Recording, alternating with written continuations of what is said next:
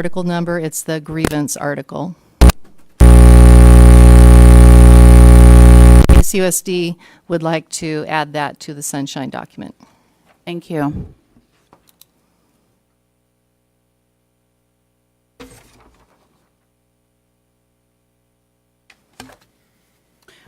Okay.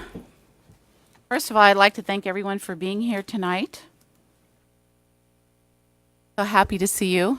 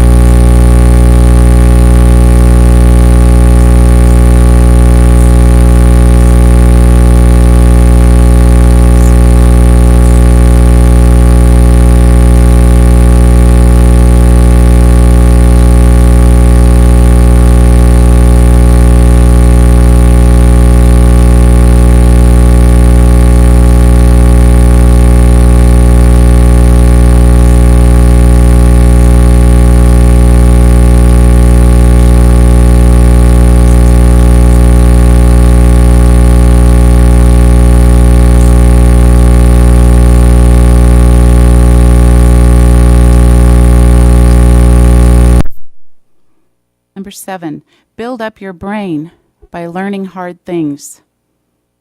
Number 8, lift up others with kind words and compliments. Number 9, reach up for new dreams and goals. Number 10, cuddle up at night with your favorite book or someone you love. Thank you.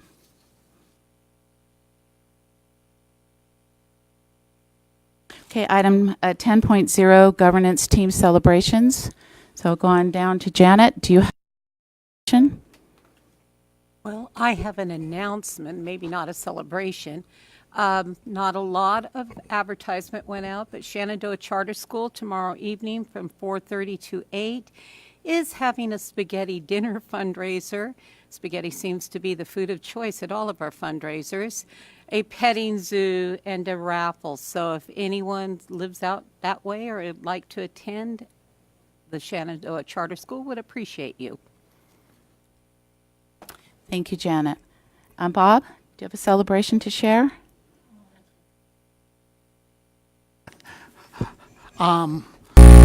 First, I'd like to make a little reminder on your last thing that when you read something written, according to Amy, when I was president, it needs to be included with things posted to the website as Thank you. minutes. I will include that. So Thank you. I know it's yet one more thing to do, as if you don't Okay, have enough no worries. things. I'm happy to share. And what I would have hoped to be a celebration at this time of year, and what I had asked to happen, was that I've got to visit every school site for a site visit or boardwalk. And that didn't happen. And I see people holding their ears, so apparently my microphone isn't as good as the one I'm normally sitting at. So I apologize to the people from school sites that I didn't visit, and I would like to try again next year and be serious about it this time, because after the first year, I was asked to give it another try going through channels. And I did, and it didn't work. So either I would like to schedule them myself with the sites, or I would like a real commitment to be able to visit all of the sites each year. So I would be happy to respond to that. Board Member Bob, you and I can talk about it offline as well, but we did have an established process and several opportunities for signups, but I would like to recommend that you and I revisit that again together, and perhaps President Susan can help us with that as well. Yeah. I'd be very happy to. That, in my opinion, that didn't work well. There weren't even enough opportunities on the days when I'm available to visit 11 sites. And then I was scheduled for the same site 3 times instead of on 3 different sites. One of the times I was scheduled for a site, I showed up unexpectedly because the site hadn't been notified. So I feel like I've tried this 2 years now, and it hasn't worked. So I would really like to celebrate next year being a year when I visit all sites. Well, third time's a charm, Bob, and I know that we're going to get it right this time. Thank you very much for sharing that. Rosie. I was able to go to a couple of baseball games at Amador last week, which was Pine Grove open house last night, and there was a lot of things happening in the classes. For time to classes and visit a little longer. Remind everyone that I Own Homecoming is this weekend. That's great. Candy? I don't have any celebrations to announce, but I am excited for the graduations that are coming up and to be able to attend many of those. That's so terrific. Well, I have a lot to celebrate because this is a wonderful celebratory week of school employees.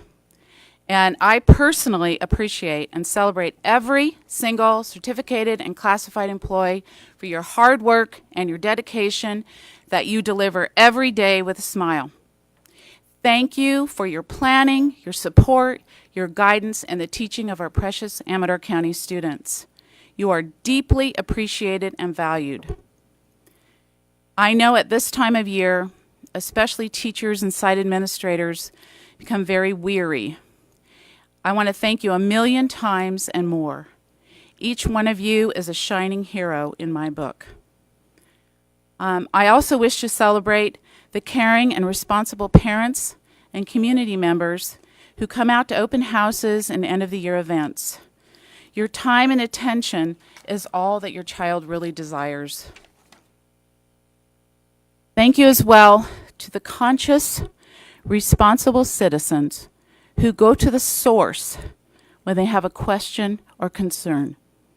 Certainly, complaining on social media is easier and takes less time than calling or emailing the principal, cabinet member, or superintendent. But if you take that extra time, you will get a direct and accurate response. Look, folks, we're in the process of building incredible schools here. We are embarking on the renaissance of Amador schools of educational growth and success. If you're not part of the solution, you're part of the problem. Step up. Let's work together, let's collaborate, and let's create. Thank you. Okay, I'm going to go on to public comments, 11.0. I'm going to ask folks to please speak clearly into the mic so you can be well recorded. Anyone may address the board regarding any item that was within the board's subject matter jurisdiction. If you wish to address the board, please be sure you complete a speaker card or let us know that you're interested in speaking. This part of the board's meeting is set aside for members of the public requesting to address the board on general items which are not agenda items, calendar for action, which are not first readings listed in the agenda, and are not items previously referred to committee and not yet returned to the board for action. Speaker is limited to 3 minutes. This agenda item will be limited to 20 minutes. Anyone whose name remains on the speaker's list at the end of the allotted time will be granted time at the end of the regular meeting. The board will not discuss or take action on an item introduced during this portion of the agenda, as this would constitute an illegal act on the part of the board. So, first of all, we have Rocky Lane.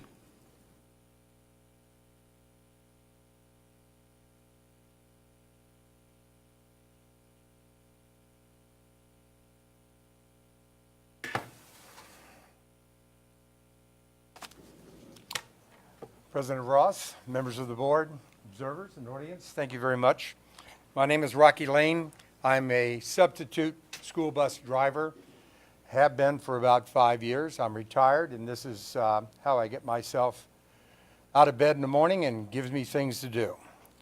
We're facing an issue here where we were promised a pay raise in January, and to our knowledge, we have not gotten it. It's not a big pay raise, but the way I read it, on 23 range is our pay raise. We are currently at 1752. We're supposed to be at 1805. Put this in perspective, we don't have many substitute drivers. Matter of fact, the drivers in general at our facility and across the nation, there's a shortage of qualified drivers.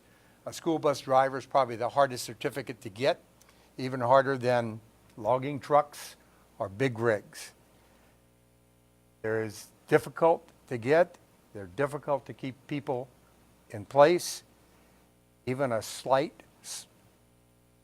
I won't say insult, but slight misunderstanding like this has a demoralizing effect on us. I think it also bleeds over in two other areas. That's the most immediate area.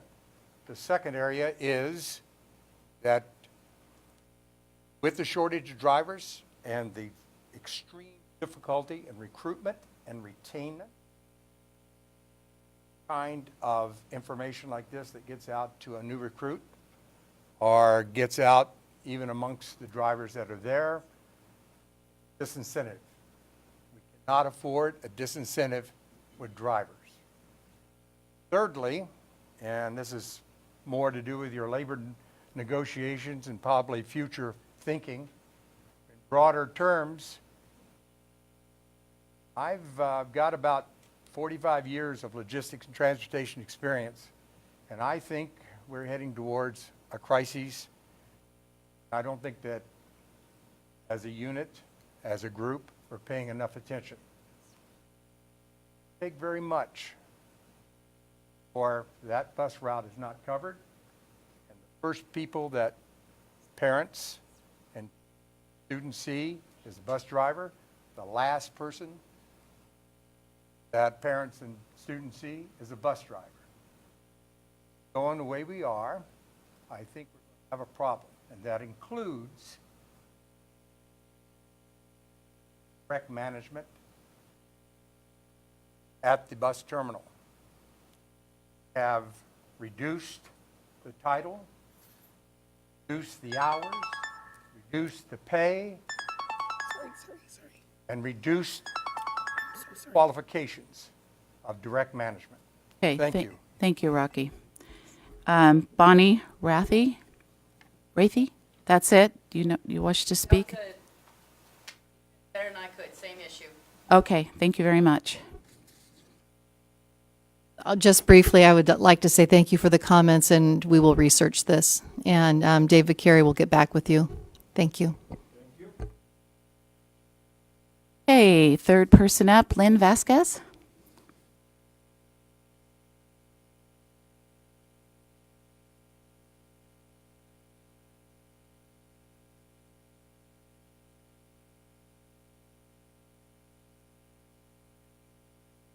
Evening. Before I begin, I do want to say, President Susan, that I feel that all the employees of Amnor Unified, the classified, the certificated, are all part of the solution of this school district. And we work hard to be part of the solution. I would agree with you. Thank you. Good evening. My name is Lynn Vasquez, and I'm a 6th grade teacher at Pioneer Vapa School. Well, here we are, near the end of the most challenging school year. Some things settled from the last time I was here in October, but most things haven't. The reasons are varied and complex, and they have made this the most trying year ever from beginning to end. But even so, we still feel a lack of support, undue pressure, and an undercurrent of stress and chaos from the district office. We never received the additional counseling services that were promised to us, and we so desperately needed. I understand that increased counseling support is being recommended in the LCAP for next year, and we hope that it will have a positive impact at our site, but this year was a bust. Many of our kids desperately needed services that we could not provide. The district also chose to not support or provide the AR Star 360 reading and math assessment program that we, as a district, have successfully used for many years. This valuable online program not only provided both reading and math assessments that were quick and efficient and gave us immediate class data on student ability and yearly growth, but it also provided a reading program that helped with student accountability as well as motivation. It had been used from elementary schools through high schools. We at Pioneer were fortunate that our principal, Lori Carson, found a way to fund the program's assessment component only, but most schools were not so lucky.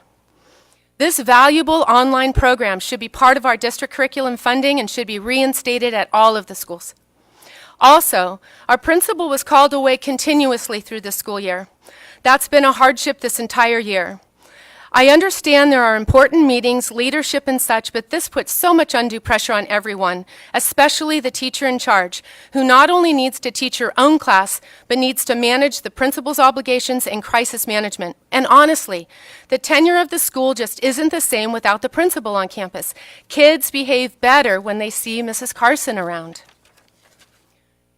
We've also been told there's a cash shortage now, but we know about various employee payoffs, mismanaged expenditures, energy investments that didn't pan out as expected. I now understand that the district is asking the board to approve a large expenditure for 2 motivational speakers in August, but it seems to me and all of our staff at Pioneer that there are other more important fiscal priorities and responsibilities, especially after this difficult year. Our staff morale is the lowest I have ever seen. More than a few have entertained the idea of seeking a different career, of outright quitting this year. It takes a lot to get to that point. We all love our calling as teachers, and we love our school. So this is really alarming and really sad. Classified folks are struggling too. With more responsibilities and not enough hours, a lack of adequate food supplies to meet the required menus and students, failing equipment, aging building sites, they're having a hard time too. We have weathered this storm this year, some of us barely hanging on. But this is not sustainable. We are all doing the very best we can and giving all that we have for our kids. But it can't just be us at our site carrying the burden of the many complex issues that we face on a daily basis. We need sufficient district support, positive parental support, adequate mental health support for our ACE students, and our principals on site more. We made it. But please see what can be done to improve this next school year, and then do it. It is in your hands. We are counting on you. Thank you very much. Thank you, Lynn, very much. And absolutely, thank you very much. I appreciate it.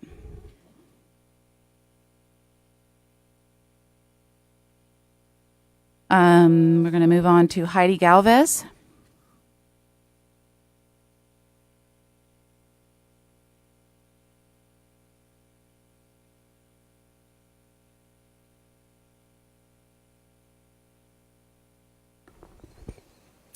Good evening. I'm Heidi Galvez. I was hired in 2013 as a special education school counselor. When I first started, I was assigned to 7 schools. Even after hiring more counselors, I am still assigned to 6 schools. It did not take long to realize the mental health needs within this district, especially with upcountry schools. There are currently 9 school counselors between ACOE and ACUSD with 3 different job descriptions and expectations. However, we were all hired with the same requirement of having a state PPS counseling credential. Are you aware of the ethical guidelines for school counselors set forth by the American School Counselor Association, aka ASCA? ASCA specifically lists inappropriate activities for school counselors being providing therapy or long-term counseling in schools to address psychological disorders, meaning the school counselors who have been hired with a PPS counseling credential should not be providing therapy or long-term services for students. This information has been shared several times with the superintendent, the director of student services, and the assistant superintendent of special education. At the beginning of the school year, the counselors filed a grievance with the district with no resolution. Those of us who have a mental health background have been providing therapy to meet the needs of the students and have been doing so in violation of ASCA guidelines and ethics, as well as potentially violating state law set forth by the Board of Behavioral Sciences. Counselors with a PPS credential are being asked to perform duties outside the scope of their competence, which opens up the district to liability. We have tried to work collaboratively with the district to no avail. We have informed them several times of the need to hire therapists to provide psychological services many students need. However, they rely on us to provide all mental health services, even though we are in violation of ASCA and the BBS. As much as the district talks about providing mental health services, they do not take into consideration the different levels of mental health needs, and only a small percentage of the students in the county are being seen by school counselors due to the number of school sites we are assigned. My allergies, sorry. At the start of the school year, the counselors disagreed with having a counselor full-time at the junior highs, since it was not the best way to utilize their service or divvy up school so we could reach more students. Dr. Slavinsky told us the board wanted counselors at the junior highs, and she had no control over their decision. Their distribution of schools to counselors is disproportionate and inequitable. This school year, I have been denied being able to attend trainings because of lack of funds. Counselors also do not have a curriculum and have to provide their own materials, but yet the district is spending money on motivational speakers. I feel the district should find a solution on how best to help students with mental health needs rather than continue to ignore the problem. Many school districts have a comprehensive mental health policy, while we have a single-page flowchart. We, the counselors, do not feel supported, valued, well communicated with, respected, or trusted. Nor do we feel the district takes into account our own mental health, as we feel we are here to mark off a checkbox and see as many kids as we can, regardless of the service we provide, which is heartbreaking. Thank you. Thank you very much for your input. We will look into that. Number 6, Julia Mandison.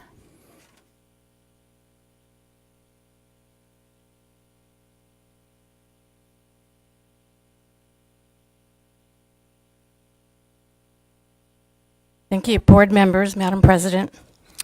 I want to thank Lynn Vasquez for her excellent thoughts on this school year. And here's just another example of the teachers not feeling valued. We can't even change the temperatures in our classrooms because the thermostats are set. We are in charge of 30+ students daily, and yet we can't be in charge of the temperature in our own classrooms. Remember, our working conditions are the students' learning conditions. I ask you, please look into this and figure out a way for us to be able to change things, especially those of us of a certain age who have power surges. It's not pleasant. Thank you. Thank you for that input. And I want to assure all of those folks that spoke tonight that we will get back to you and talk to you about your issue and work on resolutions. Okay.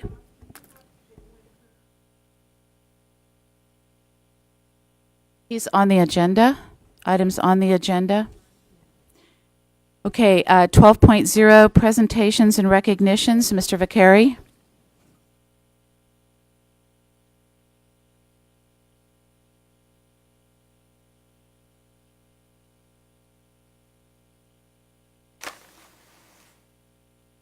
Thank you, Board. I'd like to thank all the students and families for being patient. Now we have the opportunity to celebrate why we all come to work every day, and that is some of our outstanding students that are here tonight with their families. So tonight we celebrate our students with community service block A's and certificates.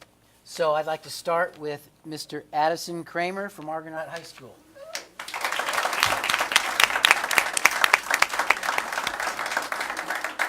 Very sharp tonight. Thank you. How are you? Good. How are you? Good. Here's your block A is in here. I'd like to let everybody know that Addison completed 135 hours of community service. He worked as part of the athletic staff for boys JV basketball. He did volleyball games, freshman and varsity boys basketball, worked for varsity football games and boys soccer. Your A is in there. Congratulations. Thank you very much. Right. Thank you. All right.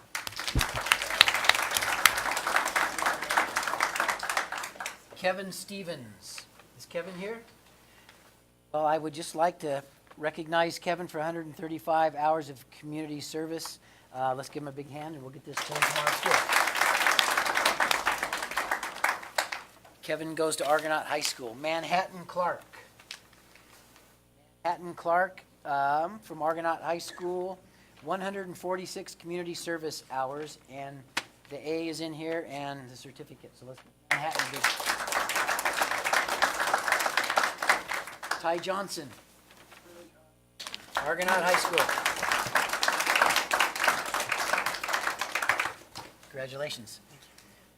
Ty completed 294 hours of community service. He worked with athletic staff for home athletic events for the past 4 years. Great job. Congratulations. Amanda Garcia. Amanda Garcia is from Argonaut High School. 336 hours of community service. Let's give her a hand.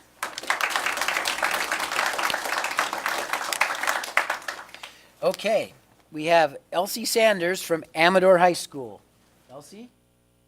Elsie completed 165 hours of community service. So we'll get this right to her.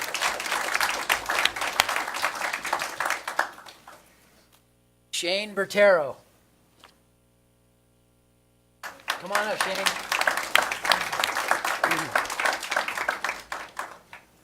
Thanks for being here. Shane has completed 165.5 hours of community service. Here's your certificate, and inside this envelope is your Block A. Thank you. So congratulations. Adia Hoyle. Did I pronounce that right? Thank you. Adia from Amador High School has completed 281 hours of community service, and she receives for that her Block A and a pin inside there. You perform yard work for the Nazarene Church. I'm going to hit a couple highlights. Passed out Thanksgiving boxes at church and worked as a server for Sir Optimus Tea, among many other things. So, thank you. Congratulations. Marissa Esparza. Is Marissa here?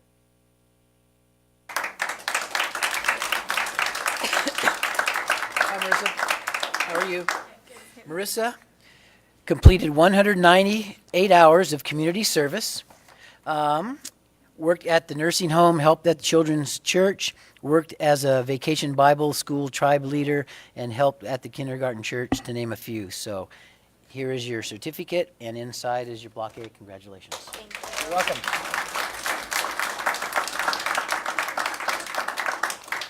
Thomas Capps, Argonaut High School. How are you, Thomas? I'm pretty good.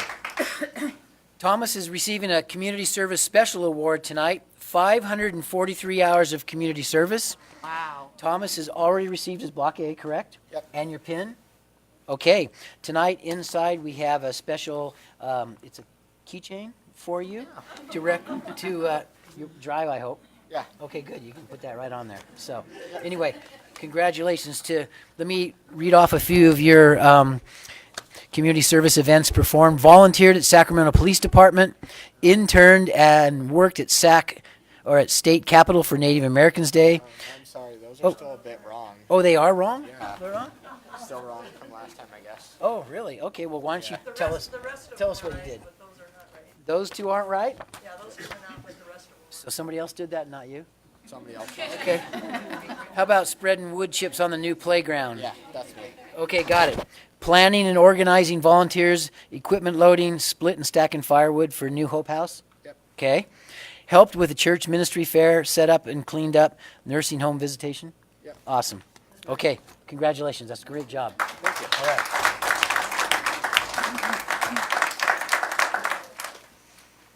Marcela Hernandez. From Argonaut High School, correct? Mm-hmm. Okay, how you doing? Good, how are you? I'm doing good. Marcella has completed 979.5 hours of community service. Wow. It's incredible. Great job. So come up here a little closer now. Does that look pretty good to you? Okay, how about down here? How about down here? Down here? Which one? Worked as a sponsor dinner for worked as a sponsor at the sponsor dinner for Amador County Fair. Worked at That one. right here. Set up and worked the cross country event. Organized and distributed toys for the sheriff's office. Coach cheer for Argonaut Mustangs. Okay, well, I'm surprised they couldn't keep track because 979.5 hours is a lot. So inside this is your keychain. Thank you. Okay, great job. Congratulations. Thank you. All right.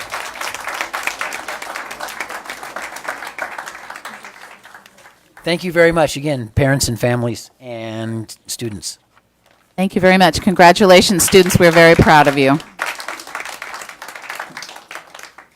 Okay, Mr. Vicari again. 12.2, Recognition Resolution, Classified School Employees Appreciation Week. Thank you, President Susan. California's legislature recognizes the important contributions of classified school employees and has named the third full week of May Classified School Employee Week to honor these contributions. The theme for this year from the Classified Employee School Association is the heartbeat of our schools. Classified school employees are the heartbeat of our schools and community colleges. From transporting and feeding students to teaching them vital skills and ensuring that schools are operating smoothly, classified employees are the integral part to public education. This week is annually recognized by the Amador County Unified School District. May I read the resolution? Please do. Whereas classified professionals provide valuable services to the schools and students of the Amador County Unified School District. And whereas classified professionals contribute to the establishment and promotion of a positive instructional environment. And whereas classified professionals serve a vital role in providing for the welfare and safety of Amador County Unified School District students. Whereas classified professionals of Amador County Unified School District strive for excellence in all areas relative to the educational community. Now, therefore, be it resolved that the Board of Trustees of the Amador County Unified School District hereby recognizes and wishes to honor the contribution of the classified professionals to quality education in the Amador County Unified School District and declares the week of May 20th through 26th, 2018 as Classified Employee Week, Classified School Employee Week in the Amador County Unified School District. Could I ask all classified employees in the audience to please stand?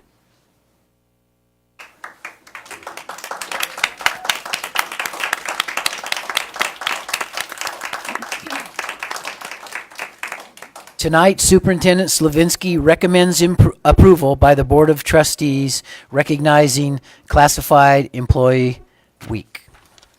Thank you, Mr. Vicari. Welcome. Do I have a I make a motion. nomination to? Yeah. Accept.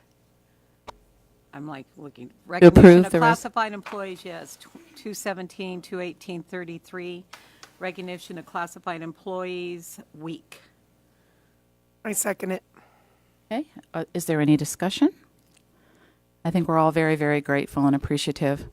So I'll call for the vote. All in favor? Aye. Approved unanimously. Thank you. Thank you. Okay, item 13.0, consent agenda.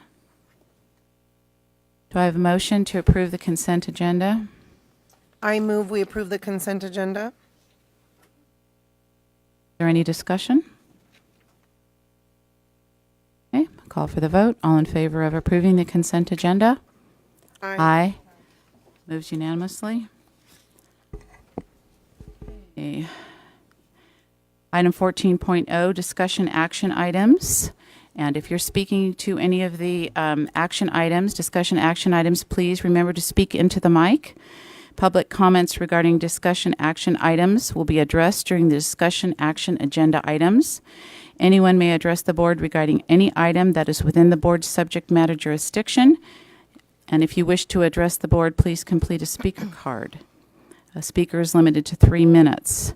So item 14.1, board policy manual, second reading discussion action. Yes, thank you very much. I'd like to take just a couple of minutes to recap the work that has taken place to this point. It has been about a year plus in progress, almost a year and a half.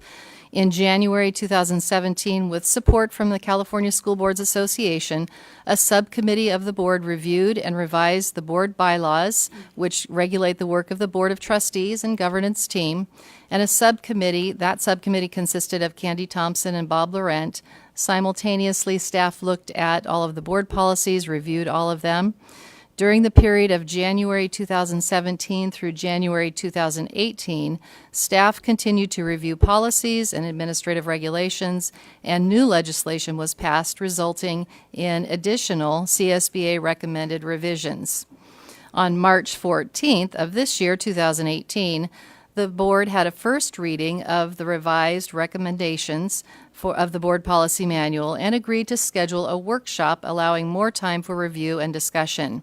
That workshop happened, as you know, on April 27th, just recently. You met in a workshop setting and reviewed the policies and bylaws and declared a successful first reading. So on the agenda tonight is an opportunity for the board to have any further discussion and perhaps declare a successful second reading and adoption of the board policy manual. Thank you, Superintendent Slavinsky. And one of the reasons why we did this, Candy, is because you weren't not available at the workshop, and we wanted to make sure that you had input. So I wanted to ask you if you had any suggestions, recommendations, input. No, I am excited that we did get to have a workshop. I'm sorry that I wasn't able to be there. But going through the original board policies was very interesting, and I am excited that it's all coming together with all of the recommendations. My only question is that moving forward, who is it that is responsible for updating the board policies per the updates through CSBA? Right, that would be my responsibility to keep track of that and to bring recommendations forward from staff. And CSBA, we have a subscription with CSBA, and so quarterly they send us legislative updates and their recommendations on board policy and board bylaw revisions. So hopefully, pending board approval this evening on the board policy manual, then moving forward, we would be taking CSBA's recommendations, reviewing them with staff, requesting a board subcommittee as needed as time goes by, just like we did this last time, and then bringing policy recommendations to you one at a time. I don't anticipate having to go through this comprehensive process anytime soon again like we did. It had just been a very long time, I understand, and interim Superintendent Frank Porter, before my arrival, actually kicked this process off, as you may recall. Are there any more questions before we move ahead? Bob? Well, I've got a question and a comment. So the question first, since that's what you asked for. When should we expect to see these be publicly accessible on the Gamut online system? So our wonderful substitute administrative assistant down there at the end of the desk, Leanne Catania, has been helping me tremendously with this project in the last month or so, and she's been in direct communication with CSBA. And so my understanding is once the board takes action and we have approval, then we will call them first thing in the morning tomorrow, and they will move pretty quickly, I understand.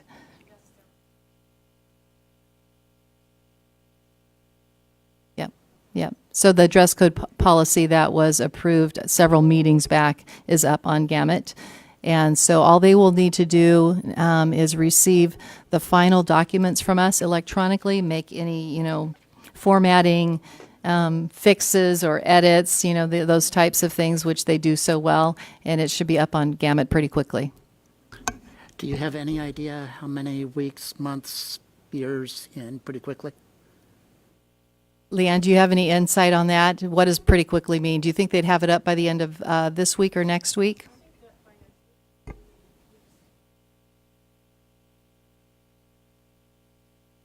Right. Okay.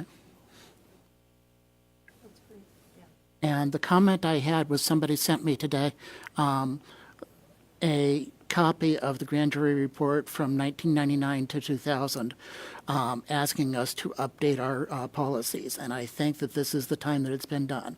So in terms of length of process, I would say that it's been 18 years That's funny. to get it done. Yeah, well, and when we were looking through them, Bob, remember some of them were back to 1997. Which is consistent with the 99-2000 grand jury report. Susan, do you want to call on the hand? Or? Okay. Okay, so at this point, I need to ask for a motion that we approve the second reading. I move that we approve the second reading of the board policy manual. Second. Okay, is there any more discussion? All in favor of approving the second reading?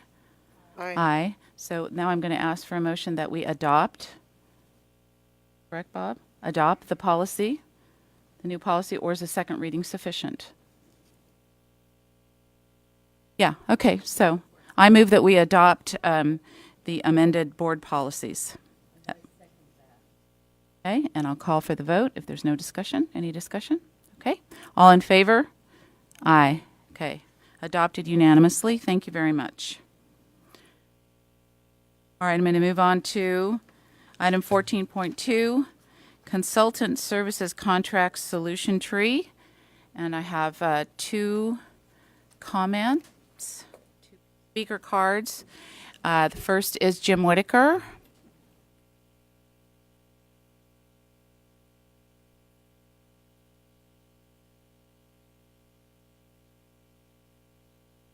Thank you. First of all, on the board policies, the previous one, we used to be able to see that online. We can't see it on the new website. There's no way to access it. And that's one of the things that I think should be happening. And that's what I was trying to get across. But on item number 14. Thank you for that. I also had trouble getting on this week, so I think there's been a glitch. It's not even a spot on the website. You have to remember the old name. So If you we'll get it online, look into that and there get used to be a link fixed. that you could get Yeah. to that. So Thank you. Thank you. in regards to item 14.2, and I know that there was a adjustment to the funding source in there. That was part of my concern in the fact that they were asking to spend next year's LCAP funds, and I've been on the LCAP committee, and the LCAP presentation has not come forth to the board yet, so I had some concern about that because of the fact that, you task people, committees to do work, and then you're not even listening to the committee to approve funding out of that. So that was one thing. And the second item is that looking at the agreement, the timeliness of this, according to the purchase agreement, the first line, it says, effective January 29th, 2018, Solution Tree Incorporated, and we're just getting it to it now here in May.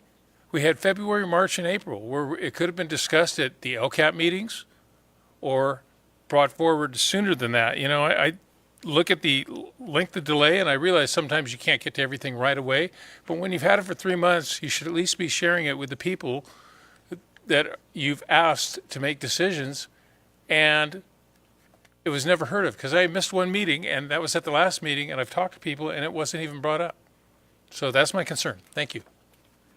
Thank you. Julia Mandison.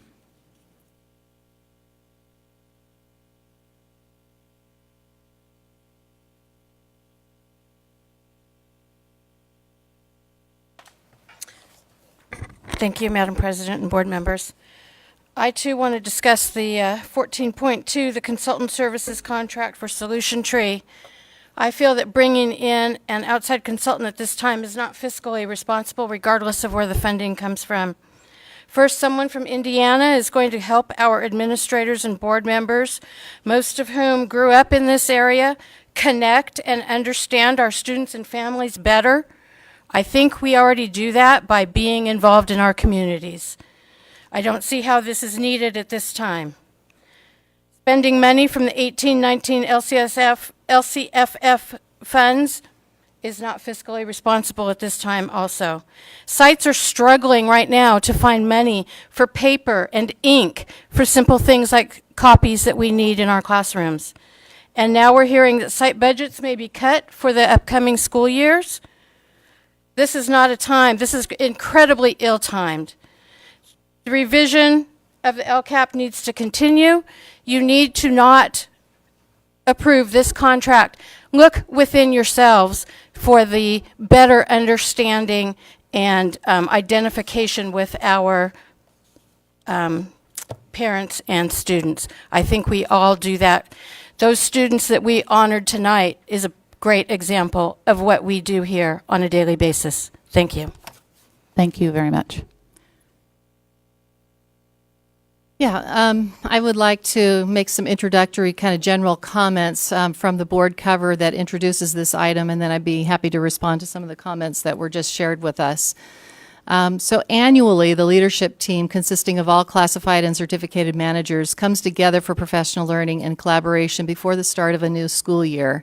And this happens because we firmly believe that professional learning, opportunities for that, opportunities for collaboration, is absolutely important and critical on all levels within the organization. It's important for our teachers, it's important for our leaders, it's important for our students to be collaborating and learning from one another, it's important for our classified staff, and in fact, we're working closely with our classified labor leaders, Teresa Kramer and Debbie Lasich, to put together a classified employees professional development plan for next year, and we're really excited about that.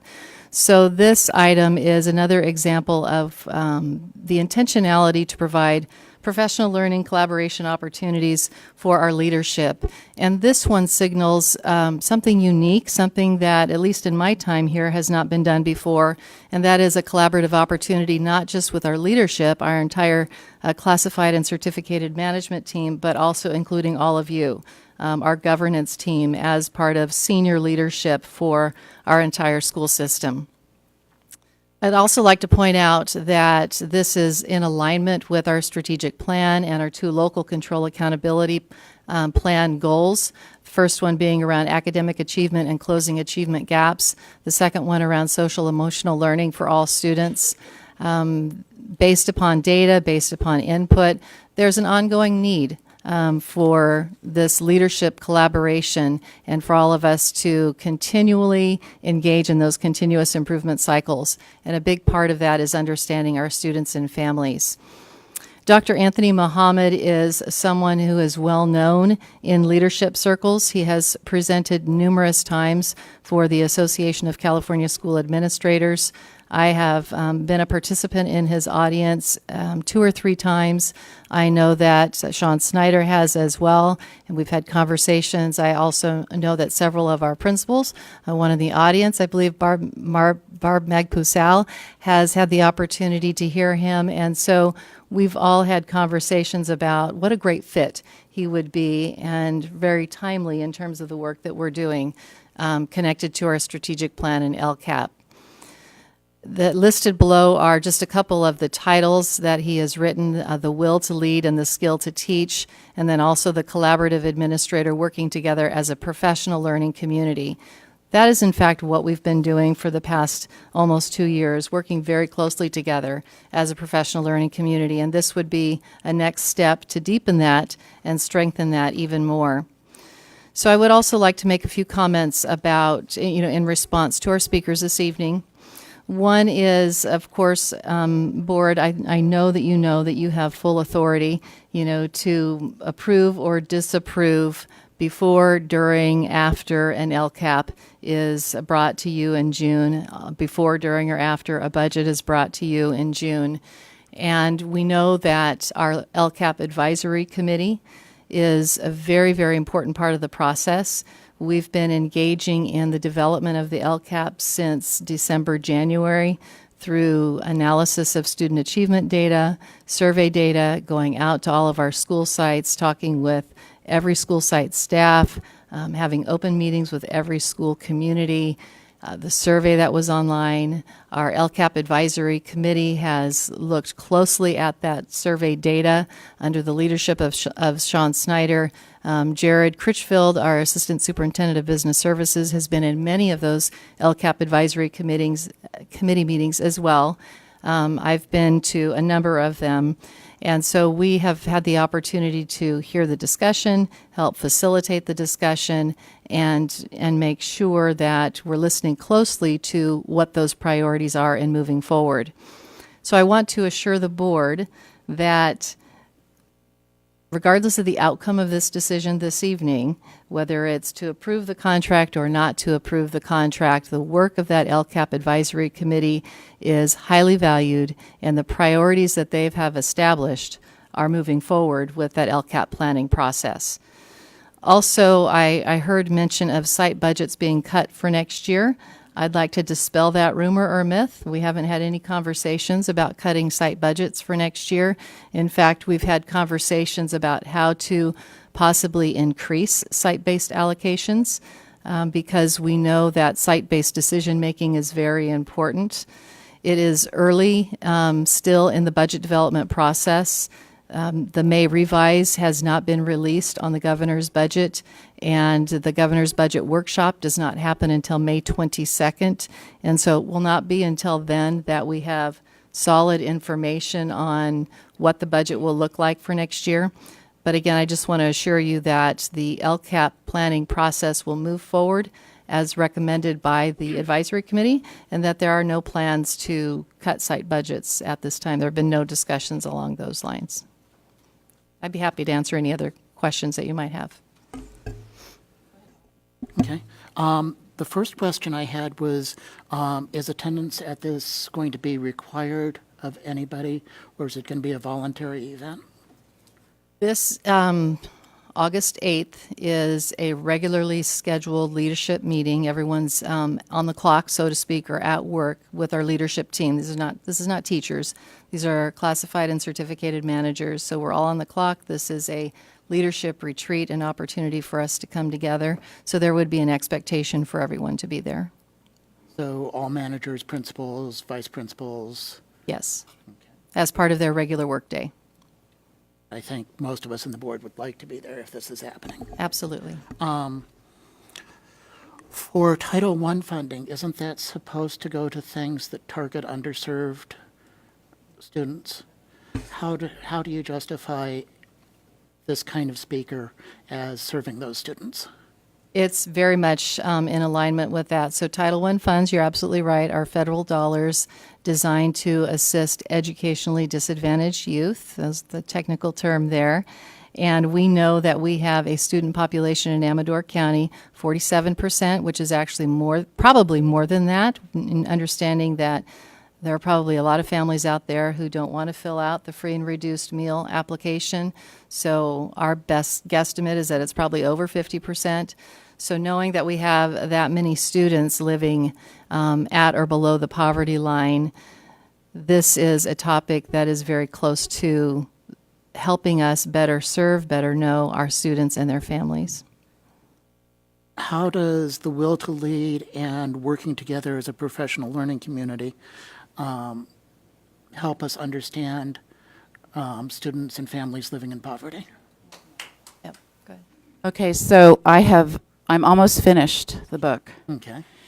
Because I was interested in it, and what it is about is each site actually reflecting and analyzing their own particular situation and teaching styles, and it's a way to reflect individually on how you're serving the students and are you serving them in the best way for them to learn. So it's a methodology or a protocol or a paradigm for helping sites and leaders working with teachers to really be introspective and examine their the way they teach and the way they deliver instruction and everything around that school climate that affects those that are disenfranchised in some way. So it's actually pretty terrific, guys. I hate to burst your bubble back there. But it's something that we need. And the reason I say this is because when I first, and I know you guys can relate to this, you teachers back there, when I first started teaching, I was so excited and so happy And I was so enthusiastic, and I loved my kids, and I loved my classroom, and I was there on weekends, and I was doing bulletin boards and creating art projects and creating reading lessons and thinking all the ways that I could reach all of my students. And I was dreaming about it, and I was waking up thinking about teaching, and teaching was my life. And then over time, I had more and more students with behavioral issues. I had more and more students with educational issues, and there was not the supports there. And so I became frustrated and angry, which I hear in your voices as well. I was there. I am you. I was you. So I know it. And the problem was that no one was listening to what teachers wanted. No one heard that teachers needed support. We have mental health too, and when we have kids that are acting out and there's no place for them to go or no supports for them, no mental health supports, no behavioral supports, when there are students that simply aren't getting it, no matter what intervention or differentiated instruction we try to provide, and we're frustrated because we have to meet the mark and do well on the tests, it's enough to make you go home and drink red wine every night. I mean, it's very, very frustrating, and you become jaded. You become jaded, and I was jaded. I admit it. This is like the teachers' AA meeting here. I did, but in reading this book, what it talks about teachers and leaders working together to establish where the needs are. What supports do you need? And of course it's site specific because not everybody has the same situation or the same population. But it talks about what do we need and how can we work together as a team to support each other, to bring in the supports and the resources we need to serve this population.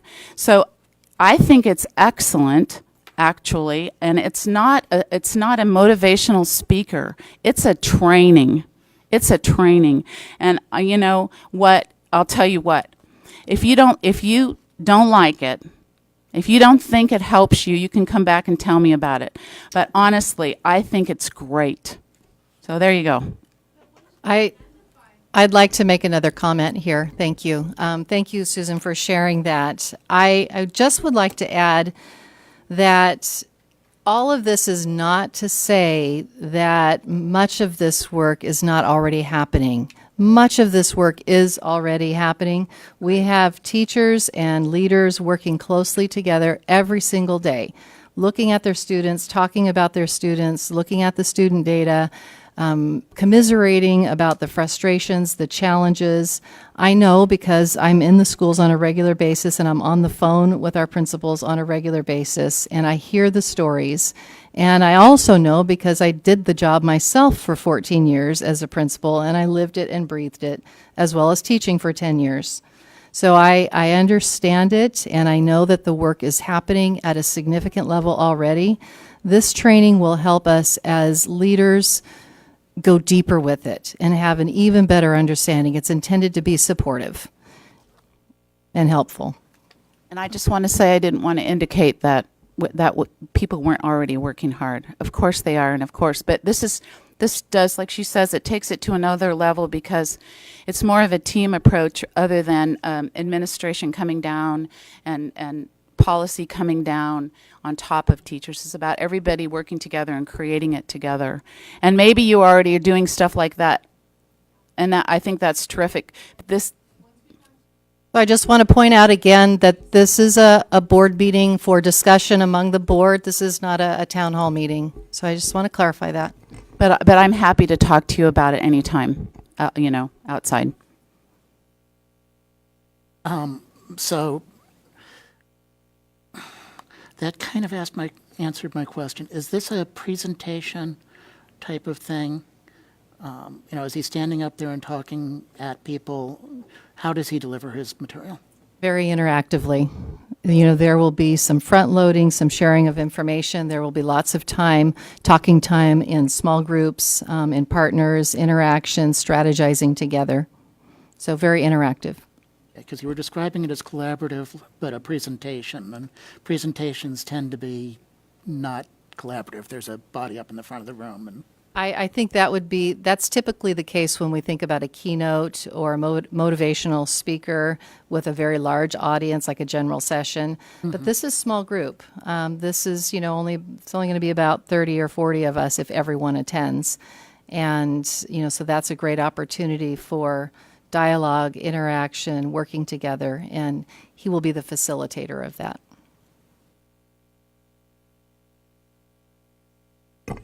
Okay, are there any other questions? I just wanted to make a comment that in the time that I've been on the board now for almost 2 years, right? August would be 2 years.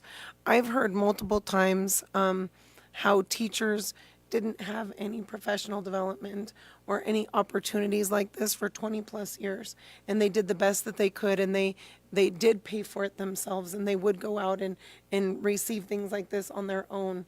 And so I have heard such amazing support on the side of all the training and everything that has come. It has taken more time and it has taken more effort, but we also kind of had a gap in between there where teachers were not receiving that on a regular basis from the district. And so it is exciting for me that the district has recognized that the teachers and the principals and all of the staff need support like this. And I think it's kind of like we don't know what we don't know. And when we go to these kind of trainings and we are able to be presented with, additional information that's going to help make our jobs easier. I say ours like I'm a teacher. I mean your job's easier, but it has really, all the feedback that I've received in the last 2 years has been very positive on the training and the professional development that we've provided. I just also want to add that as a board, we have a responsibility to increase student achievement. That's our role. And we have to address the unduplicated students. That's our job from the state. And so we have to do it in varied ways, So I support this, and I would like to move that we approve this contract. I second it. Is there any discussion? I thought this was quite a bit of money, and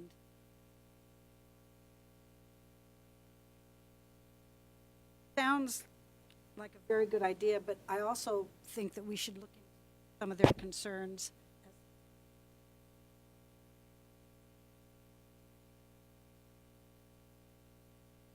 Right. I agree with you 100%, Rosie. It is not an either or, and that's really what I was trying to say a few minutes ago when I was talking about the prioritization that the LCAP Advisory Committee did, and they placed counseling support at the top of the list, and immediately below that was a bunch of actions and services related to social emotional learning.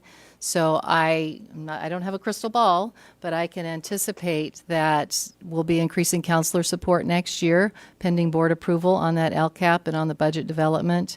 And like I said before, there are no plans to cut site budgets or site allocations, just the opposite, in fact. We're working on that. Even this afternoon, we were working on that, and we have a regularly scheduled principals meeting next week where we will be sharing with principals preliminary site allocations for next year so that they can begin the planning work that they need to do with their single plans for student achievement rolling into the next school year. And Rosie, these are also funds that, Title I funds that don't go for just everything. There's only specific things that can be spent on, correct? I don't want to speak out of turn. Correct. And that, I am glad you said that, Susan, because that was going to be my next question too, that I understood that the funds that are being used couldn't provide paper or pencils or pens in the classroom, correct? That's correct. That would be called supplanting. In terms of paper supplies, basic supplies, we need to use general funds or base LCFF funds. okay. Now, last year when we had professional development dribble in time and time again, I think that caused part of our deficit spending problem. And Cabinet and the superintendent committed to bringing us all of the professional development together as a package so we wouldn't have it piecemeal this year. This feels like that violates that commitment. Yeah, I think that's a really good comment, Bob. And I think what happens in May and June, April, May, June is really tricky because we're caught between two budget cycles. You know, the one that's wrapping up by June 30th, the one that's beginning July 1st. And sometimes we're not able to fully anticipate what all the needs are going to be in July and August, yet we need to get contracts approved if they're going to be approved so that we don't lose the days. I mean, we've been told by Solution Tree that there are other people who are waiting for this date, and we needed to get this on the agenda or we were going to lose this date. And I'm not trying to persuade you, you know, one way or another how to vote, but I just wanted you to know that. The other thing is you mentioned the term deficit spending, so I'm going to look over to Jared Critchfield and see if you could weigh in on that. I know that we want to bring contracts together as a whole, and we're still committed to doing that as it connects up with the adopted LCAP and the adopted budget for the 18-19 school year. Yeah, this is more of a standalone item when it comes to those things. We have our various cohorts throughout the district, and Kelly Hunkins, who's still functioning part of her time as the secondary TOSA, and also Michelle Hansen and Sean Snyder, who's got his feet going in two directions as well, working on professional development plans, laying out costs for everything, so that when we do come to the board with the LCAP and the budget at those two meetings in June, we will have the majority, if not all of those things laid out for you. And as far as deficit spending goes, we know things have been very tight, but I think deficit spending is maybe too strong of a term to use when it comes to that. And this is a situation where, when we're looking at it fund by fund, Title I has the funds for this expense, and so that would not be deficit spending. So our overall cash balance at the end of this year is going to be no lower than it was at the beginning? Well, as second interim report showed, right now we're showing a buffer of about $60,000, but again, that's super tight. I know that, but as far as us intentionally or inadvertently deficit spending, that is not what we're trying to do. We're trying to keep everything within the budget that was approved by the board. So that cushion isn't over the 3% reserve, that's a cushion compared to where we started the year? Because No, the deficit 60 spending means that there's less at the end of the year than at the beginning of the year. Right. I understand that. So again, our 3% is almost identical to what the threshold would be, almost the same as it was before. So the 60,000 I was referring to was over the 3% reserves, which would actually be an overall increase because our 3% threshold is going up because expenses have gone up. So at the end of last year, we were at exactly this 3%, and at the end of this year, we'll be at 3% plus 60,000. That is the hope. And the Title I money would not factor into that at all. That's federal funds. 3% reserves or for economic uncertainty have to be unrestricted funds. I'm uncomfortable with this for lots of reasons. The professional development not coming all together, the Title I funds used for this. My vote is going to be against. I would recommend that we consider having him back at a later date, having him come at a later date when we actually know the full package of professional development, rather than doing any piecemeal professional development approvals. And I would just like to say that I think that this is much more valuable than a motivational speaker at the beginning of the year. So I would defer to this rather than have someone speak, because I think this is a better investment of our money, personally. We have not made any plans or finalized any plans regarding a motivational speaker. Any comments or suggestions or email messages or text messages or anything that you may have heard along those lines are as a result of a recent instructional leadership team meeting that we had. I was not present at the meeting, but my understanding from being briefed by Sean was that it was discussed in order to ask the members of the ILT for their feedback, for their input, shared decision-making around possible motivational speakers that we might have. But at this time, we don't have a contract, we don't have a recommendation to bring to the board for that. In terms of getting a better feel for our people living in poverty, frankly, I think that sitting down at round tables with people that have been evicted out of their apartments because they couldn't pay their rent, people that are homeless, is probably going to be more effective than having some fairly wealthy person come speak on the issue of poverty. Those are great ideas, Bob, but I would encourage you to look at the book before you make that. Well, I don't Vision. have time to read it before the vote. Well, I know, but you can read it afterwards. Because actually, it's exactly about that. It's exactly about how children that are experiencing trauma in their lives need to be taught perhaps a little differently, and that maybe the school culture needs to shift, but it's all personalized depending on the site, you see, and people's own perceptions and biases and that sort of a thing. So he's going to be here days before so he gets a feel for the individual sites? No, it's How does he about- personalize it's like it per training site? the leadership to take it to their sites and do the reflection. And Based on his own experience as an educator over many, many years. So I provided just a little bit of information about his background and his experience, but there's so much more that I could provide. So he's been a teacher and a principal and a leader in all different types of diverse environments, and so he's bringing that expertise to share in a facilitated, interactive situation.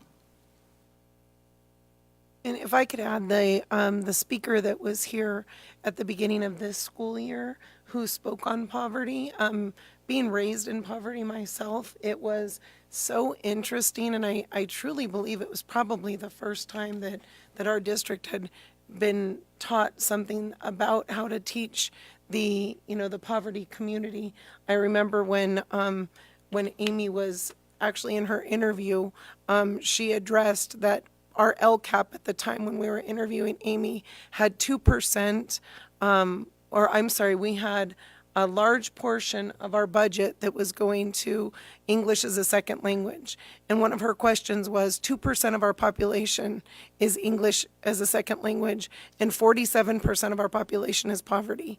And we had no funds going toward teaching and educating, the community and our teachers on that portion of our district. So that was so interesting, and to be a part of that training at the beginning of this school year was eye-opening even for myself. It actually helped me even, articulate how there is a difference in how you teach students, and that it was just amazing. So I think it's a very valued thing to learn and to be able to teach, all of the teachers and principals and all of the staff how to think just a little bit differently regarding our poverty community.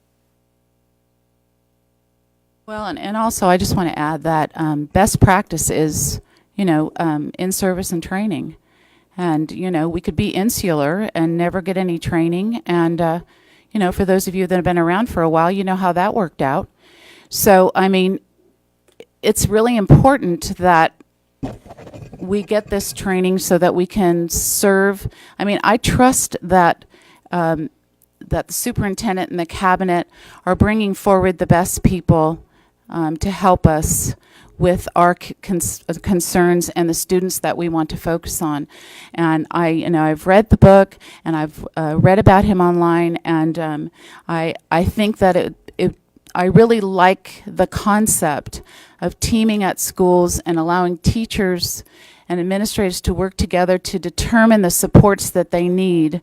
And I'm sure that the superintendent and cabinet would follow through in fulfilling those supports and making sure that those things were available so those students in that demographic could get the support they need in order to be successful.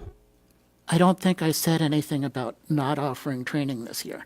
I think I said that I want to know what the whole plan is before we start approving pieces of it. It's like we have a jigsaw puzzle, and we've got one piece that may or may not have come from this puzzle because we haven't had the puzzle delivered yet. We got one piece of a puzzle delivered in the mail, and we get to start on our jigsaw puzzle. But we don't know whether it's going to be a picture of Yosemite or if it's going to be a picture of a person, or what sort of overall plan there is associated with professional development for the year. So I understand that this is time sensitive, so I think that's why it's here. And I'm just wondering if maybe when we do approach more training, if we could have the whole kit and caboodle to look at together. And We will make our very best effort to do that. I would also just point out that the whole plan is the LCAP, and the actions and services in the plan is the plan, basically. And once again, this contract lines up with the goals in the LCAP. Since we haven't seen the LCAP, how do we know what its goals are this year? I'm talking about the existing LCAP, and those goals are not going to change. That's what we need to do, close achievement gaps and continue to work on social emotional wellness with our students and families. The only question I have is I'm looking at this and it's directed towards basically the leadership team. And I'm wondering if teachers in themselves would not feel better about them if there were a representative other than their principal, other than their managers. Not saying we can't do this for everyone, but if, a teacher from each site could be a part of this. I mean, not that you volunteer and you want to be a part of this because you're in the trenches. You're highly motivated once you see something. It's much easier on that first base, face-to-face, than to hear the story, to hear the training, to listen to what he has to say. To me, that's how I learn. I learn hands-on. And I don't know if it would be a help, if it's even possible, if there's a limit.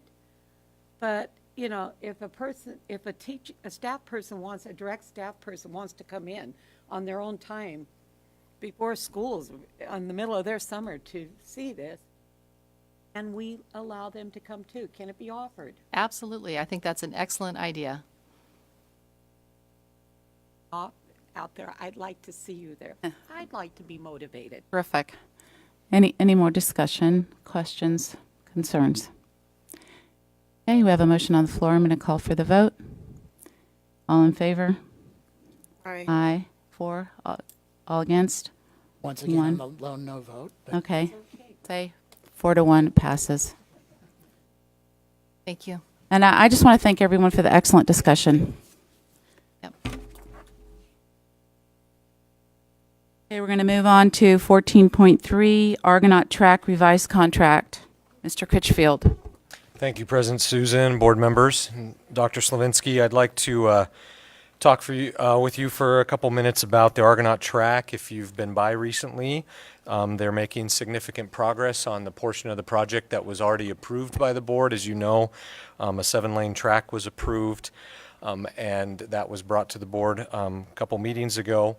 They've been on site for a little over a week and have torn out the curbing, inner and outer curbing, and as of yesterday, I did not make it over there today, but as of yesterday, they had done about 3/4 of the inner curbing, which has a drain embedded in it that the track will actually drain towards the field, but there's a drain that goes around the entire inner perimeter of the track. And so it's great progress. As you know, at that time, I mentioned that we did not have everything together yet for the completion of the project, with the ultimate goal being to host a meet and meeting with the site. I've spent some time with Athletic Director Scott Hunkins and Principal Troy Gassaway, and Mr. Hunkins also met with track coach Mr. King to go over the plans. And what you have in front of you is a plan that would create a situation where Argonaut High, in my opinion, would have the best track facility in the Motherlode League. It would include a high jump area, pole vault area, 2 long and triple jump lanes and pits, so that way they can either run long and triple jump simultaneously, or if you wanted to run boys and girls long jump simultaneously, triple jump, etc. Would also include everything we need to do the throwing events as well. So this is from the developer fee pot of money, and I know that there's been a lot of conversation, not just at this board meeting, but at others, about where the money comes from. And remember, different pots of money are untouchable in certain circumstances. Developer fees are extremely restricted and only used for expansion and modernization. And this would fall under modernization. And so because of that, this is an allowable expense under developer fees. Another example of how we spent our developer fees recently are the 2 new classrooms at Ione Elementary, to name a few, and also the culinary project at Argonaut High School. I'm happy to answer any questions. As the fiscals report there, it's $221,000 additional onto what was already approved, so that's an increase of $110,000 from the originally approved contract going way back to May of last year. But to remind you of that, that did not include some of these jumping areas and everything else. It's also worth mentioning drainage. As you know, Argonaut's track and field sits in a hole, and a large portion of that area is surrounded by a hillside, and there's much runoff that comes. Dave Armstrong and his crew did a wonderful job with the drainage. The outer drainage around the outer edge of the curb right at the base of the hill, in those areas, they put large drains in to be able to capture the groundwater. However, because the track was not under construction, they did not know what elevation to set those drains at. So he put them intentionally very high, and they can be cut down to height. So this team would put in drainage swales around the portions of the outer portions of the track where the hillside comes down, and would have those graded so that any hillside water would flow towards those drains, which is also a big portion into not only maintaining the field, but maintaining the track as well. Okay. Does anyone have any questions for Mr. Critchfield? Here comes Mr. Laurent. I know he probably has a couple questions. No? You have any questions?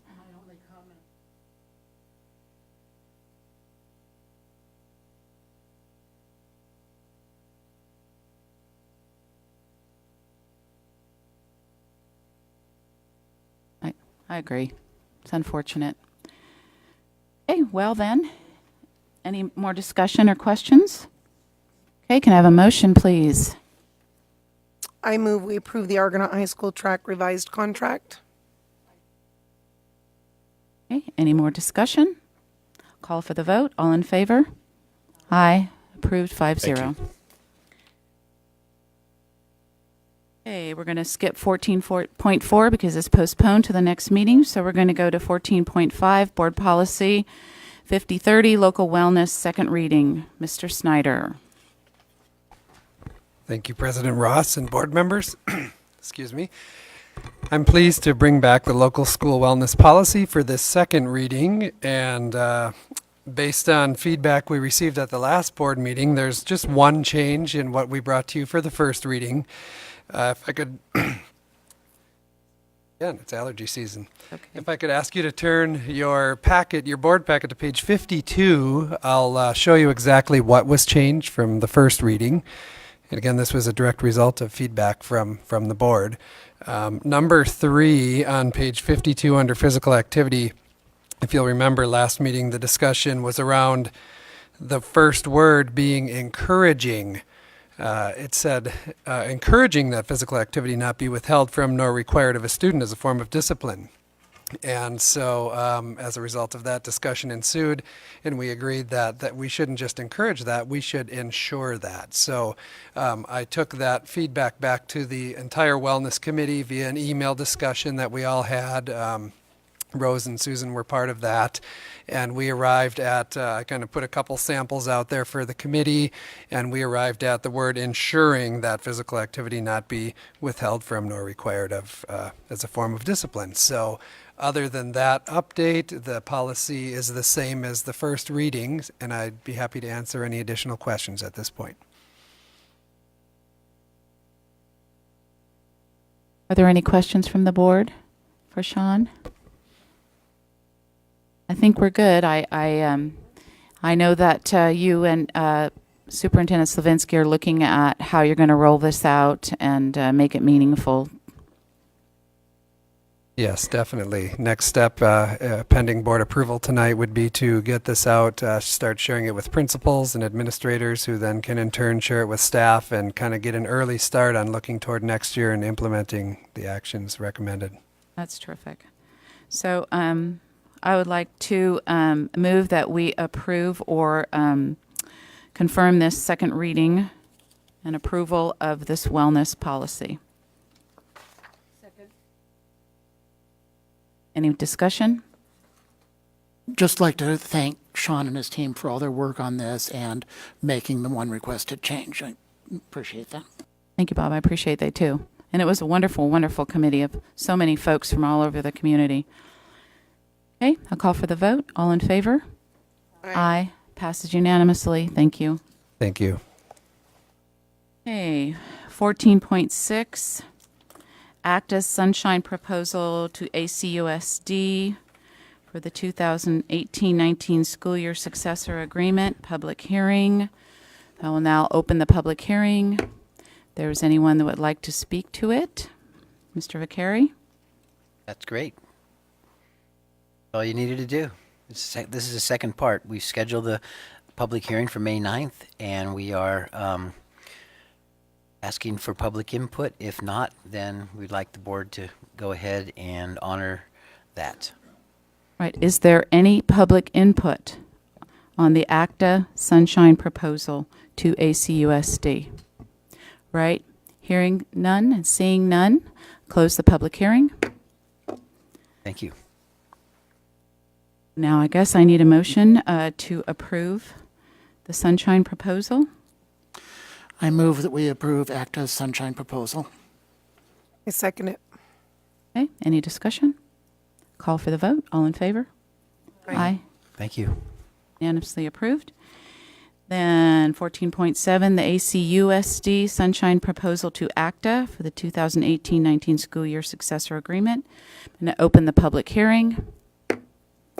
Anyone wishing to speak to the ACUSD Sunshine Proposal to ACTA? Okay, seeing none, hearing none, I close the public hearing. Oh, Jim, did you want to say something? Yes, I did. No, I reopen the hearing. If I remember hearing correctly on the, Come to the mic so we can get you on tape. I speak loud enough so it'll pick me up anyway. If I remember correctly, hearing the additions to the agenda that they wanted to add Article 13. I don't have my contract in front of me. I'm just wondering what Article 13 covers. Grievance procedure. Okay, thank you. I just wanted to know what. Good job. Thank you for coming up and asking that question. Very responsible. Okay, so now I'm going to close the public hearing. Thank you. Okay, and I'm going to call for a motion. I move that we approve the Amador County Unified School District Sunshine Proposal with the amendment to include the grievance article.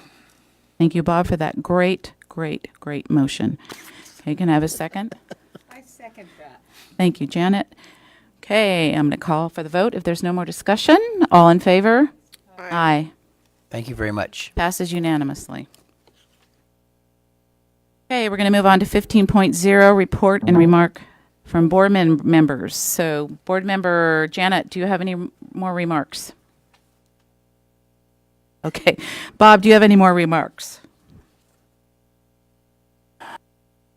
I don't remember anything, and I'm trying real quick to find my notes, and it looks like I didn't have anything noted down. Okay, thank you. Rosie? You have an ACRA report? Yes, I have the ACRA report.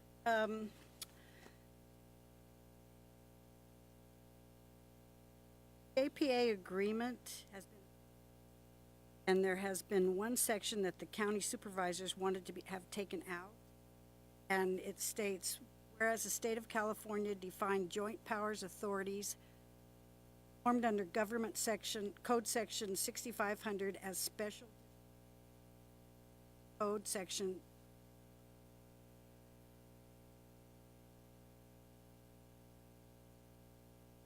that could be our board consent agenda.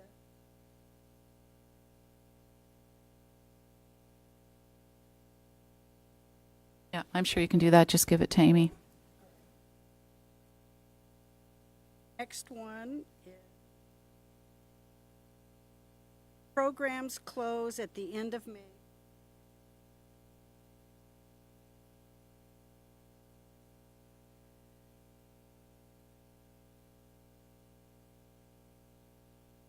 Carson Convalescent Hospital.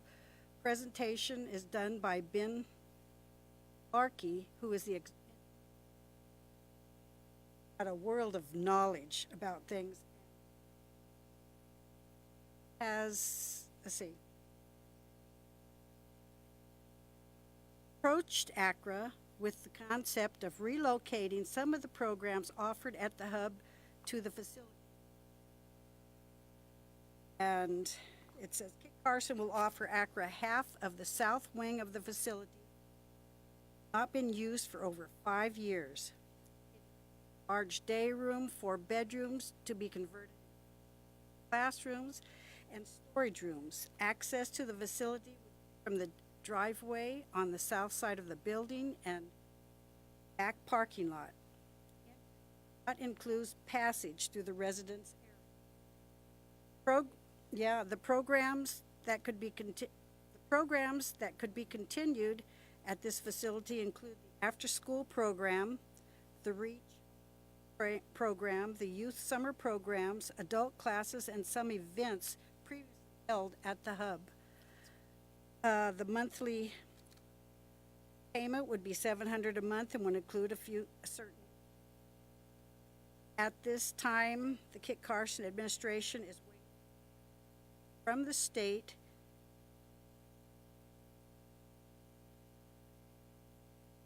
time is growing short, so because ACRA's lease is up June 30th.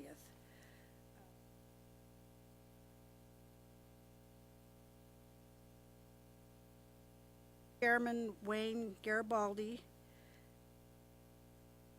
signing a lease agreement.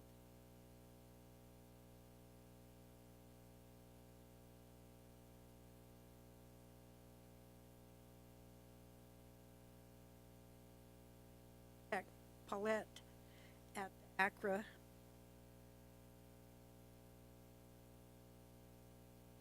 Also wondering if the school district about if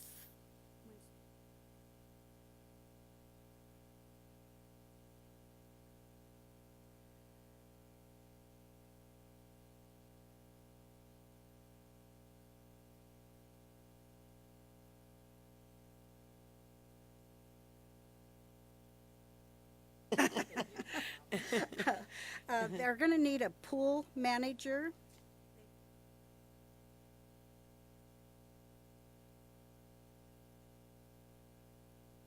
And the lifeguards and other things, and who's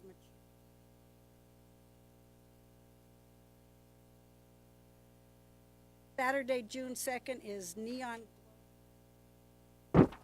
and Italian picnic grounds to come back from the Italian picnic grounds.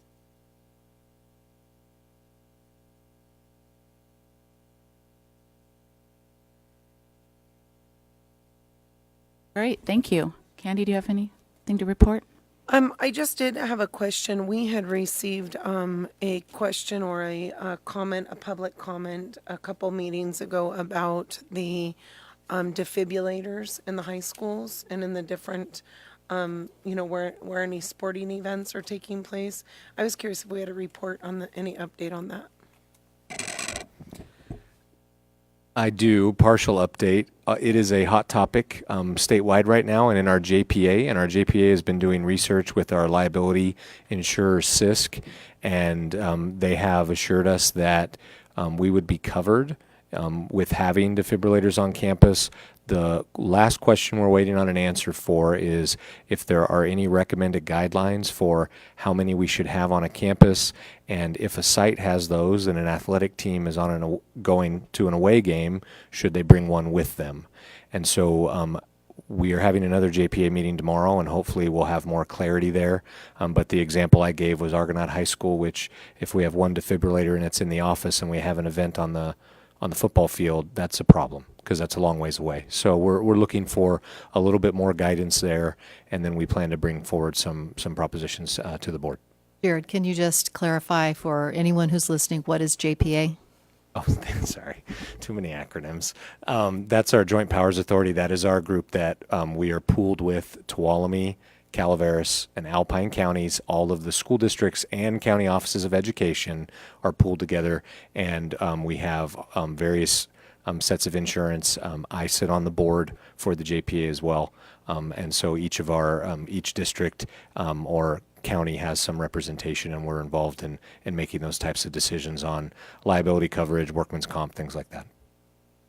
And I know we're always a little leery on giving timelines on things, but I was just curious if we can expect to see those at the beginning of this next school year on campuses. As long as we get the assurances from the JPA on the guidelines, and I don't have a timetable there, but if we do get those guidelines, then yes, that's the plan. But we also have to provide the training and everything else provided with that. So I'm not comfortable saying we will absolutely have those at the start of the year. Got it. Thank you. And I just wanted to ask about, I had requested that we have a full day kindergarten update, and I was hoping that we could also have some update on the TKK combinations. And I was just wondering I don't know how you're planning to present it, Amy, but I was wondering if we could have some teachers that experience that situation, that circumstances this year could come and speak about their joys and tribulations. Probably best to contact them before, if they're going to be in town or whatever. Yes, good point. So if you take a look at item 16.0 on the agenda with future meeting items, 16.7, I believe, is the topic that you're talking about, and we can certainly add the TKK aspect to it. Sean and I have already had some preliminary conversations about that. That'd be terrific. Thanks. I was just talking to a kindergarten teacher today, and she said, "Oh, I don't know. I'm going to be out of town." So I was like, "Uh-oh." All right. So the next meeting, item 17.0, will be Wednesday, May 23rd. Oh, what did I skip? Oh, I skipped you? Oh, my God. Okay, Amy. You can go. Thank you. I do have just a few comments. Try to keep it brief. We seem eager this evening. Several things. First, I'd like to reinforce what you said earlier in the meeting about this being Staff Appreciation Week. We know that throughout the state of California, Tuesday was Day of the Teacher. Today was School Nurses Day. You just approved a resolution celebrating Classified Employees Week. And because we're all in this together and we want to make sure that we have this sense moving forward that we are all in this together and that we're a family, I encouraged our principals to declare this week Staff Appreciation Week, all staff. And so with that, we provided a small allocation to assist them with their celebrations. And Mike Pingree, our food services director, did a wonderful job of baking cookies with his team. And so we provided a platter of cookies and cards signed by you all, as you know, as well as by cabinet Monday morning, just to let our folks know how much we really do appreciate them.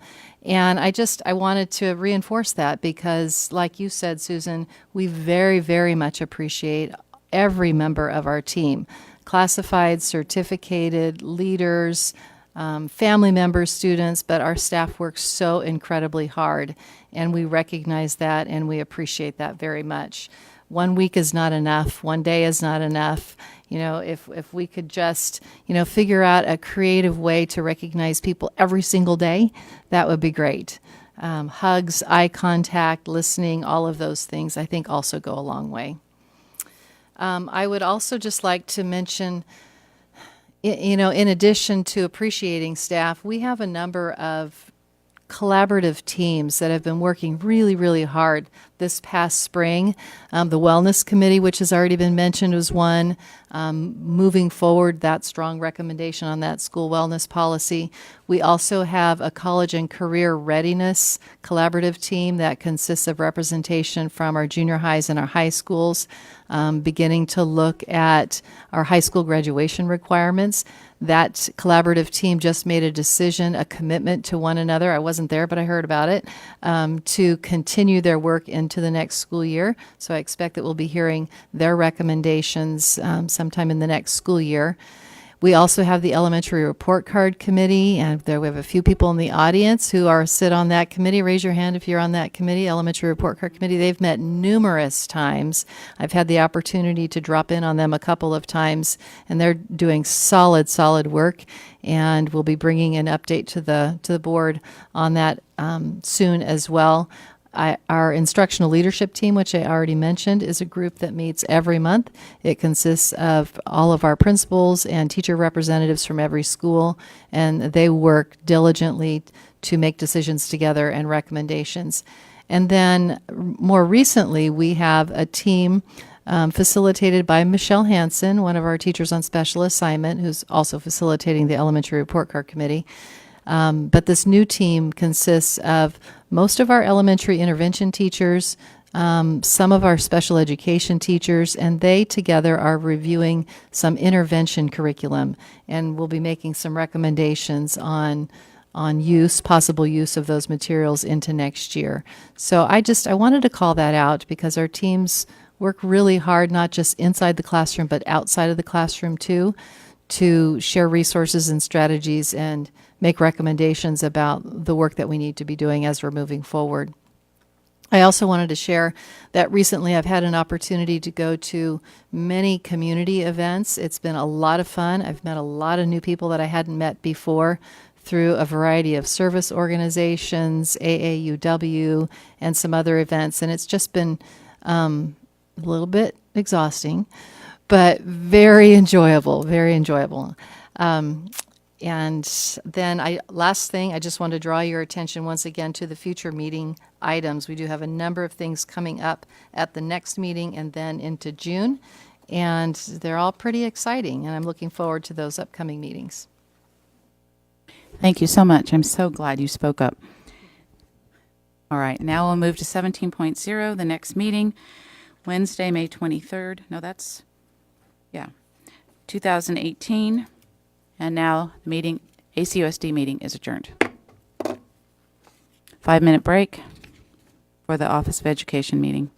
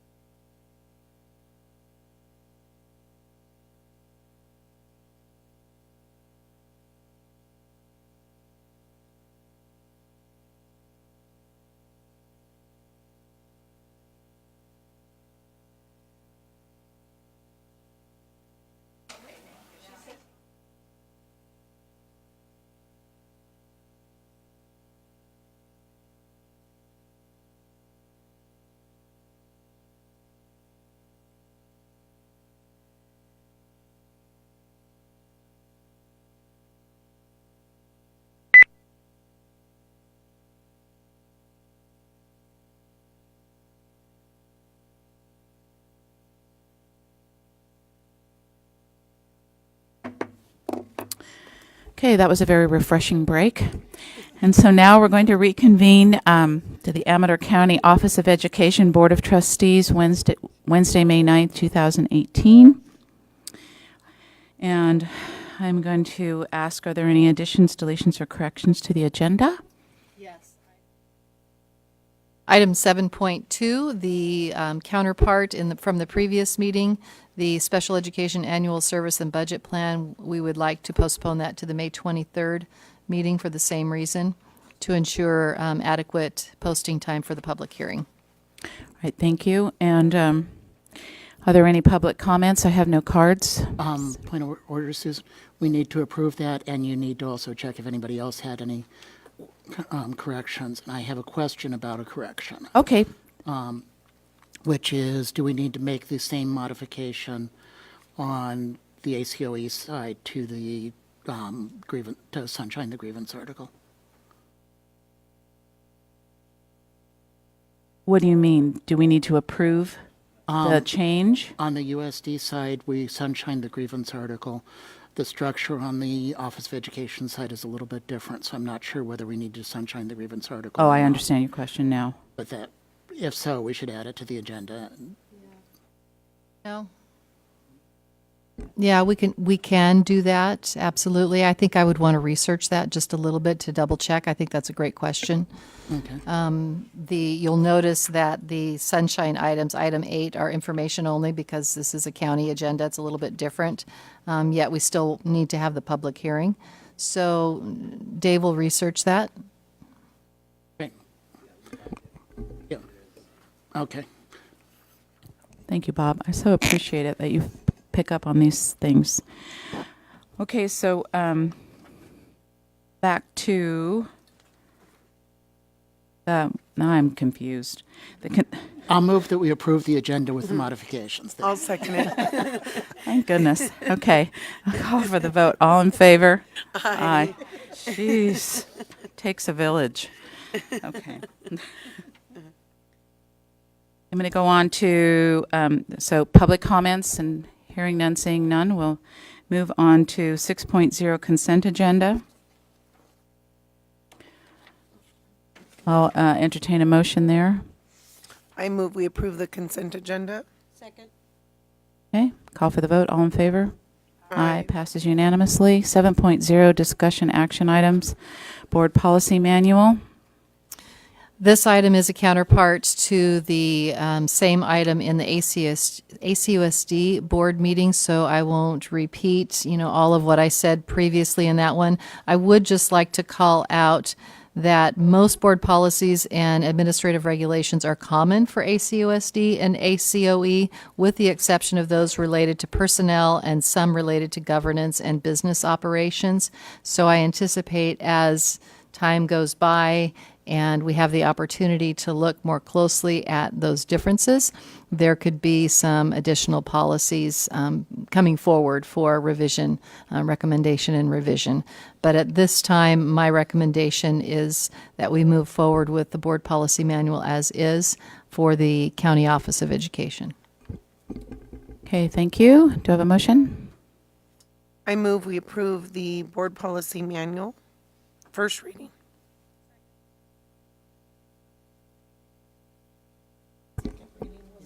Reading at the workshop.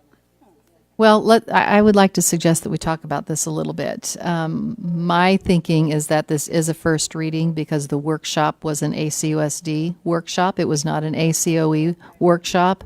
So this would be the first opportunity for the ACOE board to declare a first reading, and then we could put it on again for the second reading and adoption if that works for you. Got it. So I move we approve the first reading of the board policy manual. Okay, any discussion? Call for the vote. All in favor? Aye. Passes unanimously.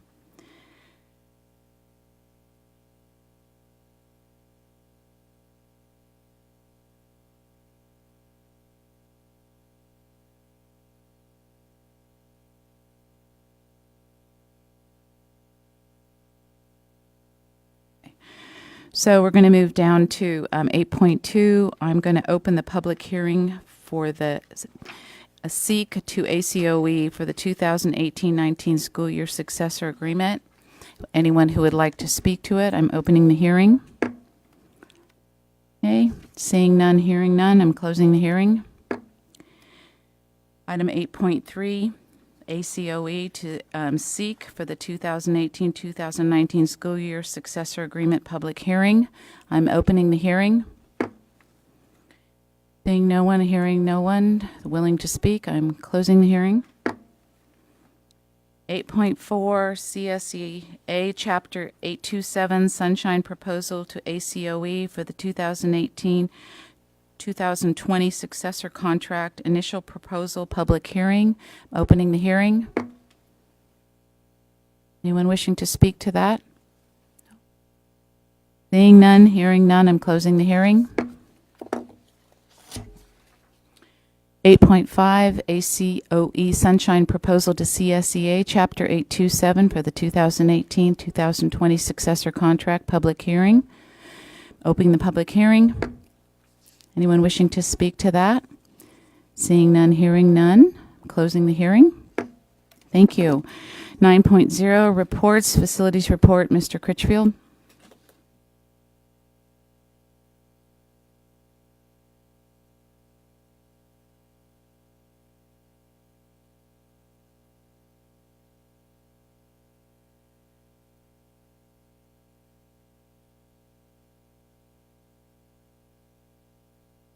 I like your PowerPoint. Thank you, President Susan and board members.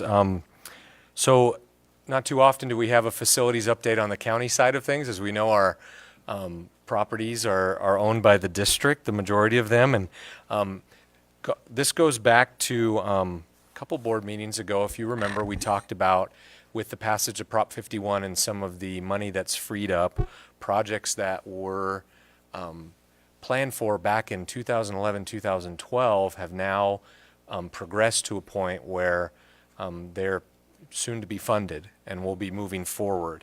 And you approved leasing the district property for those buildings for $1 whole per year, right? If you remember that. As a district board, you approved that so that we can put these county buildings on there. So before we get into some of the details of the buildings, I just wanted to talk a little bit more about the funding, and if you have questions on that, I'll do my best to answer that. So there's a lot of confusion because you get into propositions, numbers, funds, all these different terms on where the money comes from. So again, Prop 51 was passed by voters for state facility funding, and that falls under the control of the Office of Public School Construction, which we refer to, as you heard me earlier with JPA, we refer to everything in acronyms. We refer to them as OPSC. And so we have a fund that on the county and the district side that you have probably took a note of before in our budget adoptions or first or second interim reports, Fund 35. And that is state money that comes in from OPSC for facilities projects. And so that is the fund that you will see the money in when we move forward with these projects. We were allocated planning money that sits in those funds that we used back in 2011-12, and we also have planning money that we're having to use now to update those plans as well, because some of those were while they were DSA approved in 2011-2012, DSA likes to change the rules, so there are updates that need to be made. However, we had to be very careful with the updates we made because this is very strict guidelines. In my opinion, they take these guidelines and make them strict so that people will fall off the list. And so you can't change the major scope or location or any of those types of things. These may be having to do with the wheelchair ramp or a certain doorway or things like that, just to make sure that we're fitting into compliance there. When it comes to state facilities money that was freed up by Prop 51, there are two ways that you can get the money. It's either considered financial hardship money or matching dollars, and everyone at the schools kind of jokes about the matching dollars because the state calls it a 50-50 match. It's a 50-50 match with a dollar amount that the state sets. So they may say, we'll match it 50-50 and give, match up to $1 million, but it may be a $5 million project. So it isn't necessarily a 50-50 match. These projects fall under financial hardship money, which means they will be paid for in their entirety by the state. And so that is something that is obviously great news, and hopefully we can fit within the money they give us. And there are some adjustments made with the money back in 2011-12. Construction's obviously more expensive, and we're hopeful that these projects will still fit within the allotted money. Questions have already come up as this has been a discussion on why were these particular sites selected. We've dusted everything we can off to see why that was. There was a component at the time of having to do with how many severe and non-severe students, which was the term used back then, were on those campuses. And so I can't speak much more to why those particular sites were selected, but I've also been taught not to look a gift horse in the mouth. So we are going to move forward regardless of what may happen with that. And so we are excited. If you look at Plymouth Elementary is the first site I'd like to speak about. 2 classrooms, a restroom, and improved accessibility having to do with ADA accessibility for this site. And so to kind of get your bearings straight, you can see the streets on there if you're familiar with the site. This is basically the front corner of campus, what I would consider to be the front corner of campus. Maybe Susan can correct me on that. Do you understand where that is? You have it, the library is kind of right next to it, above it. Let me use my laser here. So the library is right over here. Oh, Preschool's over okay, here. yeah. You have the office this way, right? Or right here, I mean. Okay, so this is right now a grassy area in front of campus. So those Right. 2 classrooms would be added. With a restroom, you can kind of see it. It's a little hard to see with the plans. These are all the plans we have right now. A restroom between the 2 as well, to be able to be utilized by special education. Okay. Jackson Junior High. This is by far the most extensive of the 3 sites, and I am very excited about this project, but also, frankly, a little bit nervous because it is quite extensive. As we know, in this day and age, you rarely see a school built on a hillside because of the accessibility issues. We have the sites that we have, and so we're dealing with this. What is exciting about this is this would greatly improve the ADA accessibility for this campus. And so if you can get your bearings straight, here's the gymnasium. The office is up over here. We do have an ADA ramp that would be off this map that goes all the way around and down to get you down to the lower part of campus. However, if you've ever been on this campus, if you are coming out of the gymnasium and you need to get to this part of campus, you have to go all the way around to get down there. Not very practical, not a great situation for those students with disabilities who need that access. So this building would include 2 classrooms and a therapy room along with a restroom. The therapy room is quite large, but what was embedded in the project and approved at the time, which was just great planning on the team's part who put this into place, and luckily our architect is the same, Mitch McAllister with Cal Design West, as back then, and so that's been very useful for him. He's done a great job of coming up with documentation and has a pretty good memory, to be honest, with remembering what went on 7 years ago. And so what the plan would include, that would be paid for by the state. If you know, on the field up here, there is a gate to Hoffman. There's also a road down here that already exists to a parking lot, and then a road that weaves down. That portion of the road would go away. You would have a new, this kind of looks like the way my son colors. It's kind of just like scribbles, right? That's actually a wheelchair ramp, okay? So this would be a wheelchair ramp from the lower portion of campus up to this new building, which there are currently 2 special education classrooms that are portables that sit right here, if you're familiar with campus. And this is a staircase as well, so those those without disabilities can access that portion of campus quite easily as well. It would flatten out these areas to make them even more accessible to get to the front of the gymnasium over in here, and then notice more wheelchair ramps that get you to this blacktop area, and then also that come around up to the field, okay?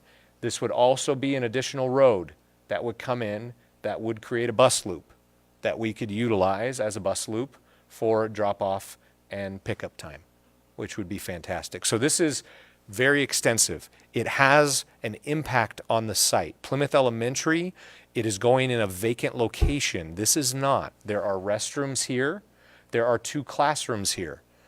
The state no longer provides as much money as they used to for interim housing is the term they use for while construction is going on. So we are working on the district side to come up with a plan to make sure that we're not impacting the site because they're almost at capacity and they don't have a lot of empty space. This is, to me, a blessing in disguise because so much of this is already being paid for. So we will be looking at utilizing this blacktop area to potentially add more classrooms, and that would be a district project.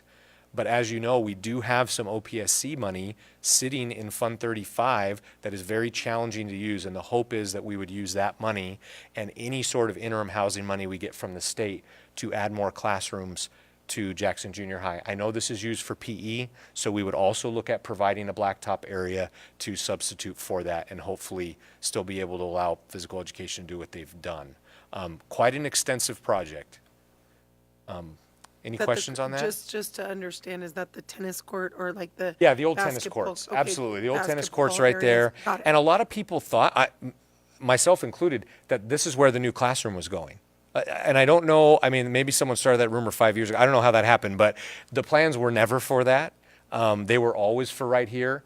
Maybe no one wanted to talk about it then because it's such a big impact on the campus. But this would affect 3 classrooms. There's a classroom on the hillside here, and then 2 more here as well, and we're only adding 2 back. So we know at minimum we need to add at least 1 classroom back to break even. But my goal would be to propose to the board to go beyond that so that site has some room to grow, and utilizing this space now does not become an issue. Setting classrooms on it right now is an issue because it's not ADA accessible. But given what's going on with this project, that location would be. I was really hoping that that building would be considered a 2-story building to go, so that they could put in, so it would have included an elevator to go from the physically lower campus to the physically upper campus. Yeah, the way that hillside goes, because of the side slope and everything else, it's actually quite challenging to make it a 2-story building. This portion of this, the hillside, the elevation change is not as great as down in here. So maybe there might be enough room to do a 2nd story on this side, but it would still require going this way to then get up. And so and again, these are 7-year-old plans, but this is what was taken because this portion of the hillside is still, you can see the grades there, it's still higher than this section of campus. I mean, we know it's, there's basically 4 tiers at Jackson Junior High. And ramps are great, but they don't quite serve everybody who needs access. Right, So, yeah.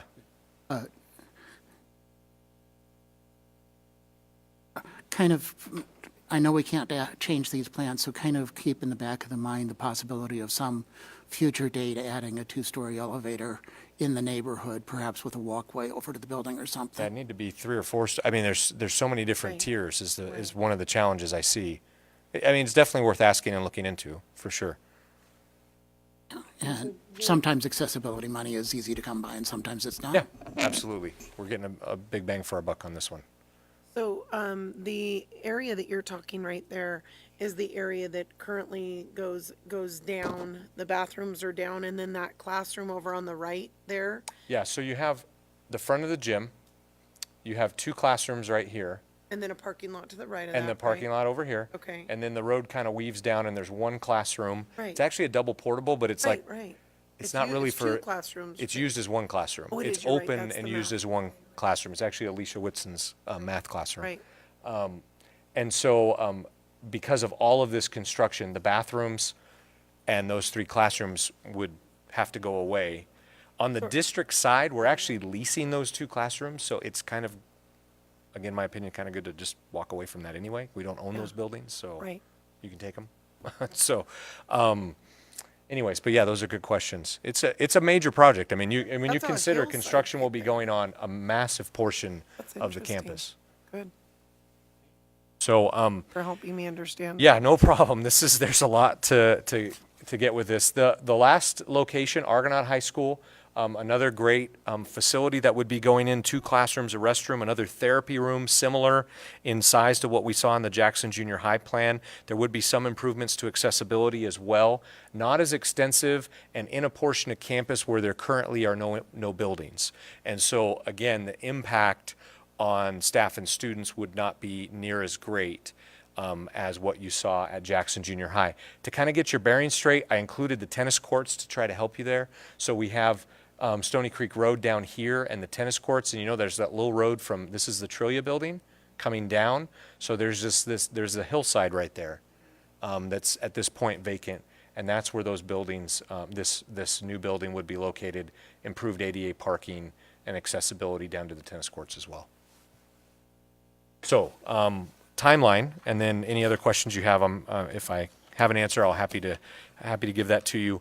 Timeline, we're waiting on the state. We have met all of the checkpoints up to this point with getting our plans updated, pushing things forward, working with the architects, working with the state, and now what we're being told is the sites are actually at 2 different portions. Argonaut and Plymouth are sitting in the same location on the list, and Jackson is lagging just a little bit behind. What we've been told is early fall is when the funding would be freed up for Plymouth and Argonaut. And then once the funding is freed up, we have 90 days to enter into a contract for construction. Not a lot of time. So it's going to move quickly once we hit that. Now, they're saying early fall. I want to be clear, that's the state saying early fall. That is not Jared Critchfield saying early fall. And then for Jackson Junior High, they're saying late fall. And notice they don't even say a month. They like to do seasons. Yeah. Maybe it'll be within a season of what they're saying.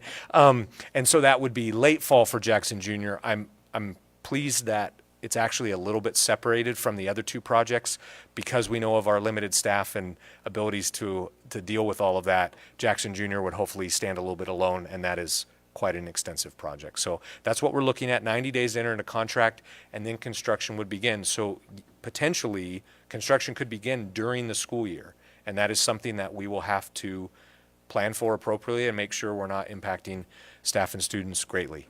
Jackson Junior is the site that we really have to do a lot of planning and make sure we're not impacting staff and students. Right.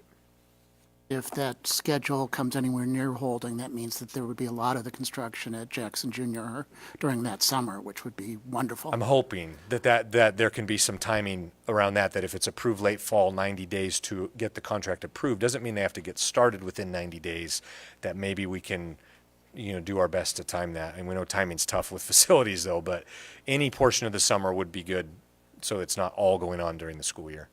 Pessimist in me says that we'll get approved in May, and therefore the 90 days to get the contract, we'll put it right at the start of the school year. Yeah, I've thought about that too.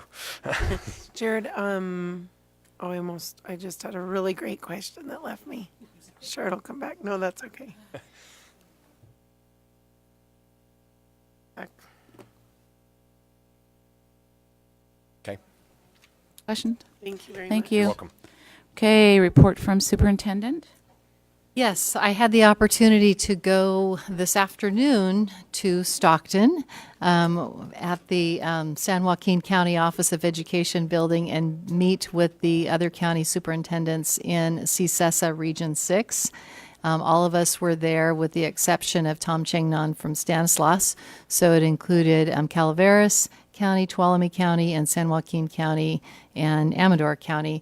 And we met over a lunch meeting and talked for a couple of hours, and topics of conversation included SELPA planning and emergency response preparation, charter schools. We talked a little bit about charter schools and the role of the county superintendent and county office of education related to that.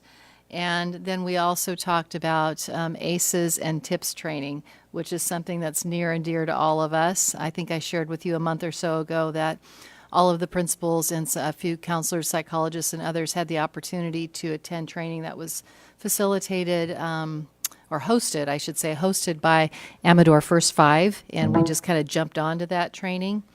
Well, at our last statewide quarterly CSESA meeting, the trainers that were here in Amador County were at that statewide CSESA meeting, the exact same people. And it was great to say, hey, they were awesome. You all should sign up. And so today at the Region 6 meeting, we talked about it a little bit more, and I just really impressed upon them how great that training was and what we all took away from it. So it was a good opportunity, again, to collaborate with other county superintendents. Or you can that training, folks. You know, it's something that could very well appear in the LCAP, the new LCAP coming forward. Yes, you know, to go deeper with it. Some preliminary feedback that I've heard from that training is there was a really strong focus on identifying and recognizing students and families from trauma, but now we need more on strategies. So that, yes, there have been conversations along those lines, so it would be great to get that into the LCAP. Yep. Hey, any reports or remarks from board members? I just have one. Hey, Candy? One, and I apologize for not mentioning this. I don't think it's necessarily specific to the County Office of Education. I think it could go on either meeting, but we talked once about the WOW Awards, that when Susan and I were at SBA training, we learned about, and I think we shared that with you, Amy, in a meeting. And so I was just curious if we could possibly explore that opportunity, which would provide monthly appreciation awards for staff. And then also, I just wanted to, I know that you guys are aware, but I will be out of the country for a good portion of June. And so there's one meeting, I think, that I'm missing. So I'm not sure if that's going to need to be facilitated like you did, right? Susan, you were hilarious. So if that's something that's needed, you know, we definitely can. I say we, I mean me. But I would just need a little guidance on how to do that. I think I have to post a notice on my door. Right. Okay. So are you speaking of the second meeting in June? Yeah, I'll be gone from the 11th to the 26th.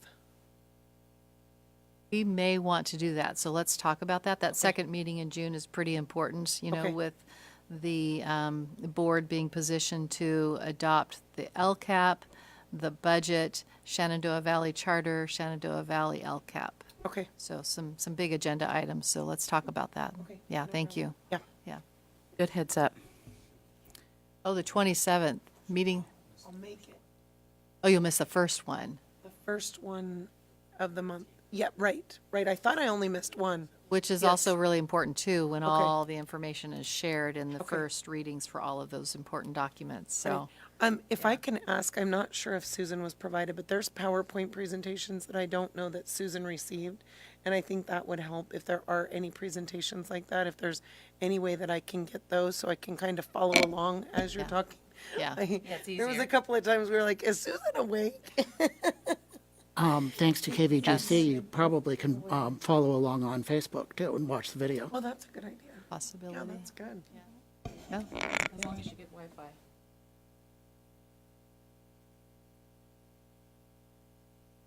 Yeah.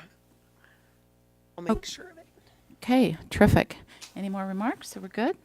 Okay, next meeting is Wednesday, May 23rd, and I'll adjourn the county office meeting. Thank you very much. You're an incredible board, and I appreciate you all.